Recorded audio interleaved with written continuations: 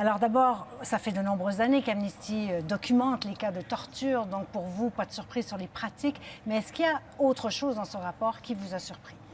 Déjà que le Sénat lui-même, enfin, émette ce rapport-là, c'était demandé quand même depuis de nombreux mois que vraiment le Sénat produise ce rapport, qui ne reste qu'un extrait d'un rapport complet de 6600 pages, qui lui reste un document secret, rappelons-nous. Donc aujourd'hui, on a un résumé. Mais oui, c'est important que le Sénat, qu'un comité du Sénat puisse sortir ce rapport-là.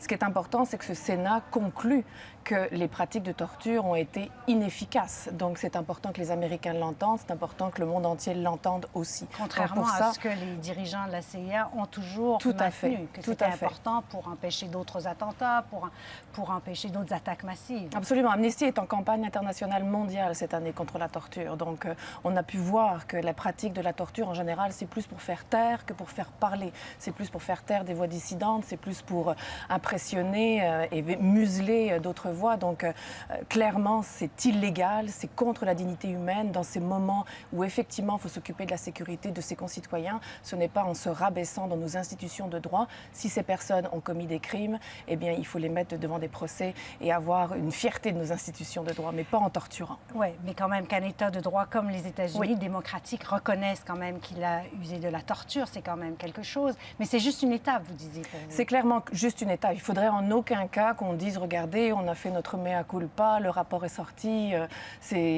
restons-en là. Ce serait une gravissime erreur.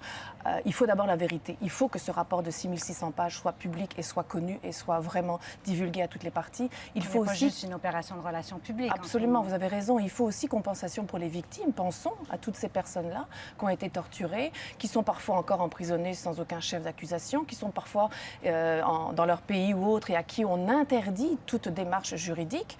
Et pensons à responsabilité. Qui est responsable de ces pratiques de torture? À quel niveau dans le rapport? Il n'y a aucun nom dans le rapport. À quel niveau politique? À quel niveau juridique? Parce que l'administration américaine a légalisé ces pratiques de torture en dehors du droit international des droits humains. Donc là, effectivement, il faut qu'il y ait un exercice de justice. C'est comme toute violation de droit. S'il y a impunité, la CIA pourra continuer à pratiquer. Le Premier ministre Stephen Harper disait aujourd'hui que ce rapport ne concerne pas le Canada. Est-ce que ça ne concerne pas tous les pays occidentaux? Ça concerne tous les pays occidentaux. La Cour européenne des droits de l'homme a rendu il y a 2 ans, il y a 5 mois, des rapports accablants, des jugements accablants contre la Macédoine, contre la Pologne. Il y a 8 ans même, le Parlement européen déjà parlait de complicité pour un grand nombre de pays européens qui ont participé indirectement ou directement à ce programme-là. Parlons Omar Khadr au Canada, parlons Maher Arar. Il y a beaucoup de Canadiens qui ont souffert de ces pratiques indirectes de torture et à qui d'ailleurs le gouvernement du Canada, sous un jugement de la Cour suprême, doit des comptes. Béatrice Vaugran, merci beaucoup. Merci à vous.